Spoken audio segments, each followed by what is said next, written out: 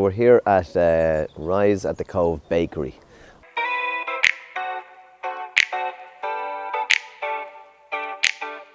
Located behind me is the container. It's a converted shipping container and it's made into a fully HACCP regulated kitchen, and it's stocked and fitted out with all of the up-to-date necessary equipment for baking, producing, chilling all of the food that we produce.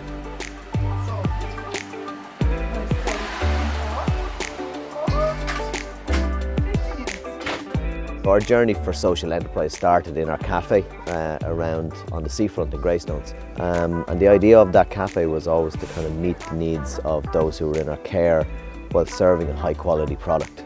So it was about training, education, employment opportunities, but also a big part of that was social integration, which we see in its abundance. Shortly after war started in Ukraine, and we opened the doors to over 100 people who now call this place their home, even though that is on a temporary basis. And so the Community Foundations of Ireland had an opportunity where we could apply for a fund, and that fund allowed us to expand the social enterprise.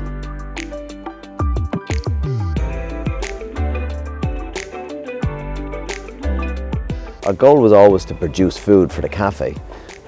But this fund allowed us to produce high quality food in a controlled environment while creating job opportunities, progressions to employment and education, and all of the things that are necessary for a healthy social enterprise.